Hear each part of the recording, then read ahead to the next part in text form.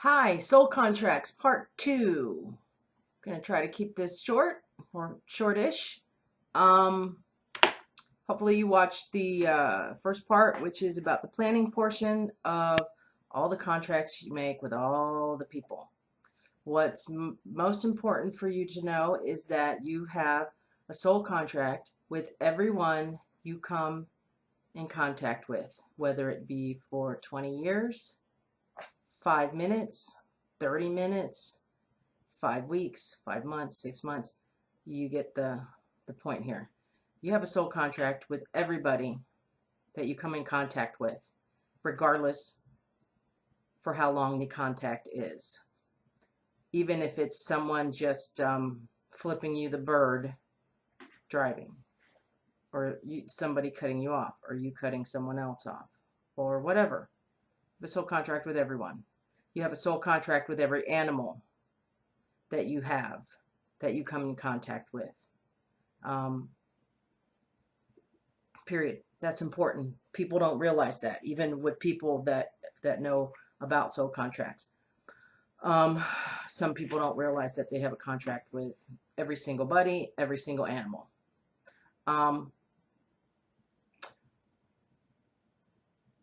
Sometimes we are aware of what the contract is with a specific person. A lot of times you might not know. Maybe after a certain period of time goes by and as certain things happen, you understand what the contract is. Most people don't even know what a soul contract is. If you're here, you're into things like this, so you're probably aware of what a soul contract is. Most people that aren't into any of this kind of stuff, they're like, what? You have a what? So a lot of people don't know that they have contracts, and that they're destined to be in people's lives for a specific reason or purpose, and for a specific amount of time, and to interact with each other in a very specific way. So everybody you have contact with, you have a soul contract with. Everybody, every animal.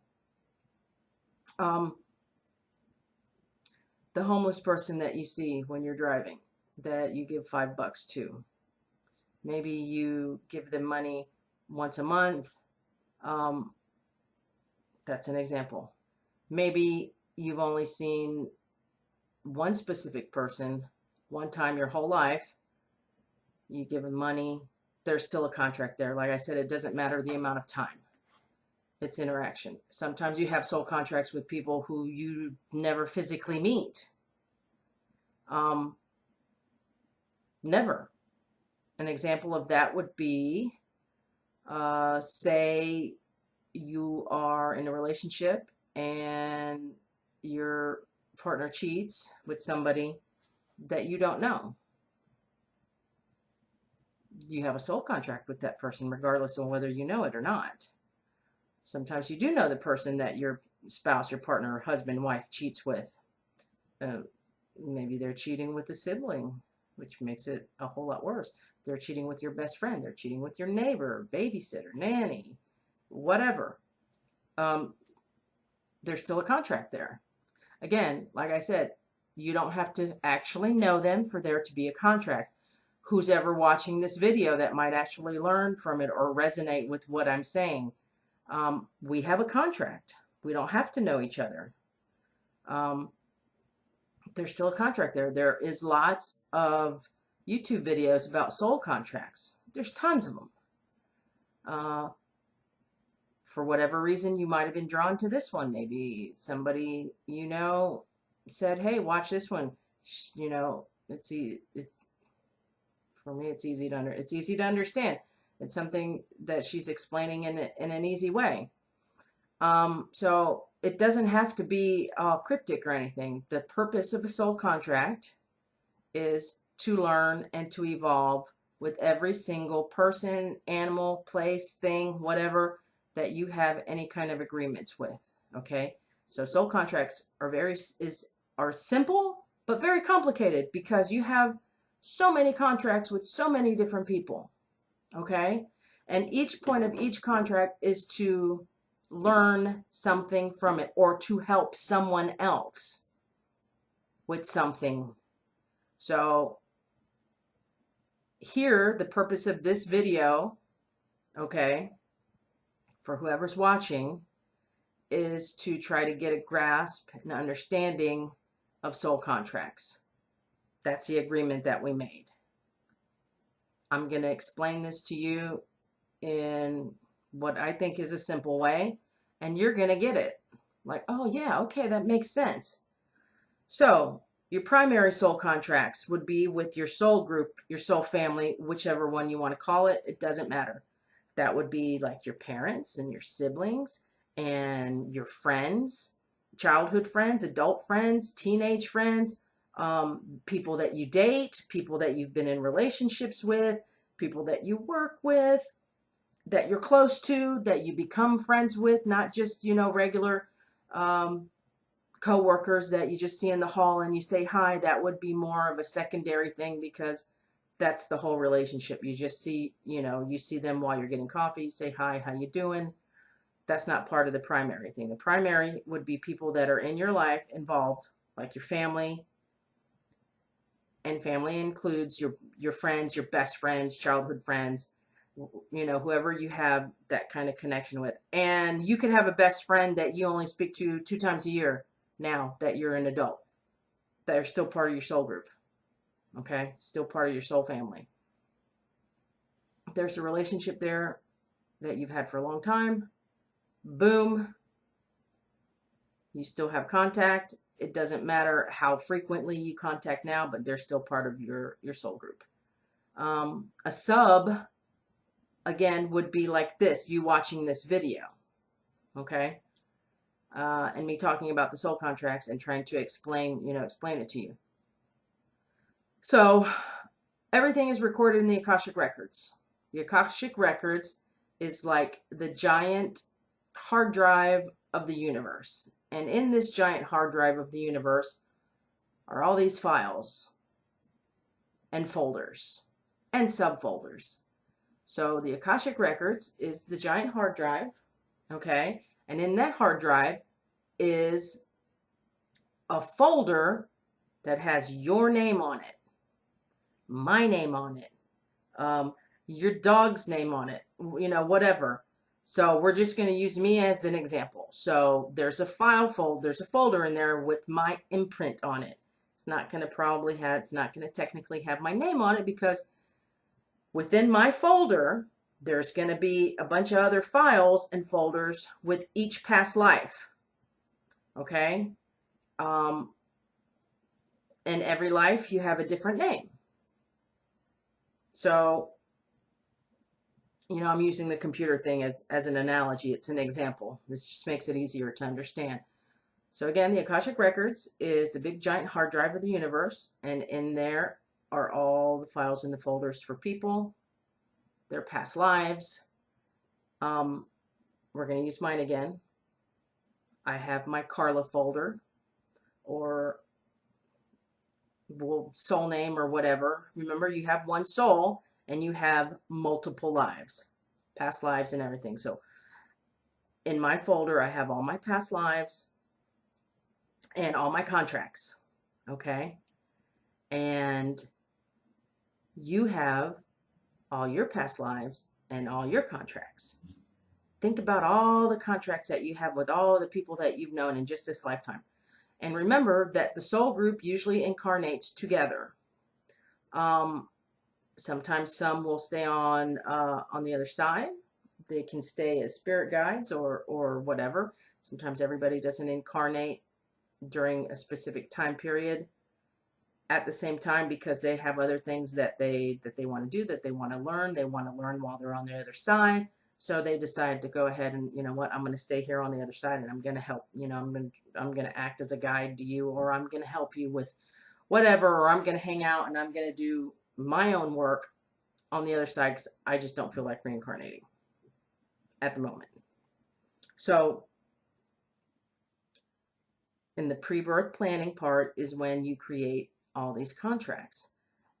It's complicated and it's complicated and simple at the same time, because the whole purpose of the contract that you have with each person and with your own self and each animal is to grow and to evolve. Say you're a person that has a lot of hard time with forgiving people. So that's a contract that you have with yourself, that you want to learn more forgiveness. You want to learn how to forgive easier. That doesn't mean that you let people walk on you and walk all over you. No, no, no, no, no.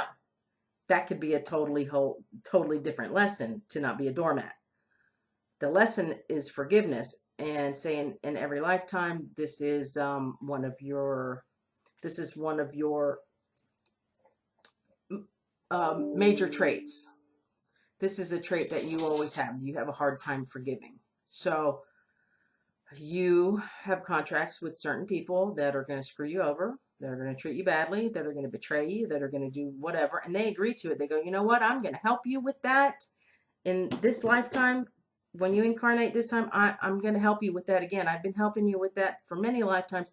I'm going to help you with that again. Let's do the contract. Okay, I'm going to keep helping you, because with every life, you get a little bit better. You evolve more on that forgiveness thing.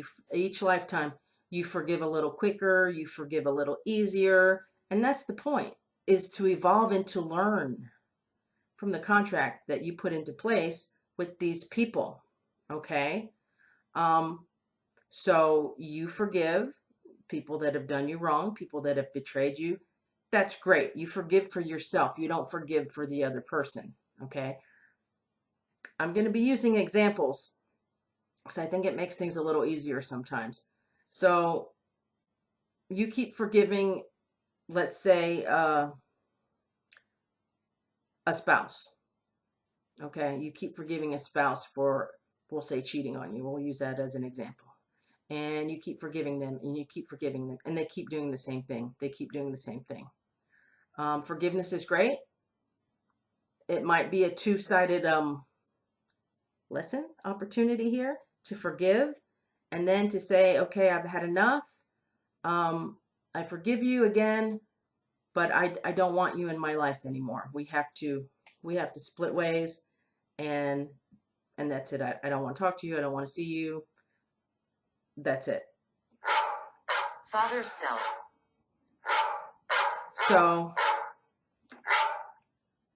that would be the forgiveness, and then that would be not being a doormat.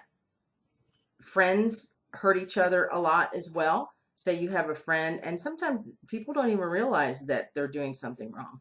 You have a friend that keeps betraying you, or screwing you over, or treating you like crap, or saying horrible things to you. And you forgive them, and you forgive them, and you say, oh, well, you know, they were drunk that day, or they were going through a hard time, or whatever. You know, they got a lot of problems, yada, yada, yada. You forgive, you forgive, you forgive. And then you get to the certain point where, like, you know what? Okay, I forgive you again, but I don't want to hang out with you anymore. That's it. Lesson learned. You forgive, you forgave them, and then you said, okay, I'm not going to be a doormat. So that's a perfect lesson. And you're evolving with that lesson, you know? You're evolving. Each life, you come back, these specific people say, I'm going to help you with this lesson of forgiveness, and I'm going to screw you over, and I'm going to treat you like crap. And each time, you get a little bit better. You know, you forgive them, maybe you forgive them a little quicker. And then if they keep doing it, you get the lesson of, okay, now I need to get you out of my life. So, perfect. That's just one example. There are so many different things that we need to learn and evolve with. So many. This is why we have so many different contracts with so many different people. That is the purpose of the soul contract. The sole purpose of the contract is to evolve and to learn. To evolve and learn, you know, spiritually. That's it. That's the purpose of all the contracts that we have with everyone. Even as something that's so simple, like giving somebody, a homeless person, some money. That seems like a simple act. It does. but it's more involved than you think it is. You know, it really is. Um, People ask if there's something that's in your contract, like you are meant to meet a specific person. Can that get messed up? No, it cannot. It cannot get messed up. The timing might change, or there is no timing. Well, actually, there's no timing on it because you don't know when it's going. You don't know when it's going to happen. It's going to happen. It will happen. It's just that you don't know exactly when. That is not something that can go wrong. That can go, you know, askew, or whatever you want to call it. Specific jobs that you're going to get, or businesses you're going to have, or whatever. These are going to be things that are going to happen. Okay. If it's in your soul contract, nobody can take it from you. What is yours is yours. If it's destined and it's in your contract, nobody can take it from you. It's just when is it going to happen? So an example is a doctor's appointment. You have a doctor's appointment for a specific time. They call you from the office. They say, hey, we need to change your appointment. The doctor just has an emergency surgery and we're going to have to change your appointment. So you change your appointment. The outcome is still exactly the same. You're still going to that doctor's appointment. You're just not going on Tuesday. Instead, you're going on Friday because something happened and you're just going a little, at a little different time than what you thought you were going to go. Exit points are in your soul contracts as well. Say you have 4 exit points. The first 3 you decided you weren't going to take. The last one, you don't have a choice. That's your last exit point. That means you can't change that one. Okay. That's why a lot of people will set up different exit points within their lives, because they might decide they want to go on an earlier one. When people have a near-death experience and they're met by their loved ones and their loved ones say, hey, you have a choice. You can either stay here with us or you can go back. That means that they have another exit point at some time in their life in the future. But you can decide to stay here if you want to, because that was one of their points. That was one of their exit points. So, and when you hear somebody talk about a near-death experience, they'll say, oh yeah, they told me I could go or I could stay. I decided I wanted to come back because I have a family. I have kids, I have a husband, I have a wife, I have my mom, my dad. Everybody would be devastated if I were to leave right now. So, no, I didn't take it. You don't have to have a near-death experience in order to have missed an exit point. You can have just avoided a huge car accident, or you could actually be in a car accident and that car accident turns out not to be as bad as it could have been. So that means at some point before the accident actually happened, you made a conscious decision that you were not going to take that exit point. And you could have made that decision while you were sleeping, when you were out of your body, talking to your spirit guides, talking to the council of elders or whatever. You could have said, you know what, I know I have an exit point coming up. I don't want to take it. When I get into the accident, make sure that everything turns out okay. Okay, yeah, I'm going to be hurt or whatever, but that's it. Make sure that I don't want to take that exit point. Okay, so you don't have to have a near-death experience in order to not take an exit point. Okay, and you could actually make that decision while you're having the accident. People don't realize that subconsciously, while it's going on, your spirit could be communicating with someone saying, hey, I don't want this exit point. So it could be that quick. Can be that quick of a split decision. It can be, So like I said, soul contracts are simple and very complicated at the same time, because the point of the soul contract is to learn and evolve, to help one another fulfill their soul contracts, whether it be good, bad, ugly.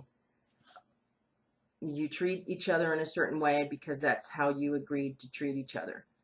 You can evolve from that and learn to treat each other better as well. That could be in the contract, you know, so it's a give and take thing. You're involved with somebody, and it doesn't have to be a romantic thing. It could just be a friend thing, where one friend is very selfish and very greedy, and the other one's very giving. And you give and you give and you give and you give, and that's the agreement you made on the other side. That's the agreement. I'm going to be the giver, giver, giver. You're going to be the taker, taker, taker. We're going to try to learn from each other, for me not to be such a giver and enabler or whatever, and for you not to be so selfish. What do you think? That's a good idea, right? Damn, that's a good idea. Yeah, yeah, yeah, let's do it. Boom, contract. Okay?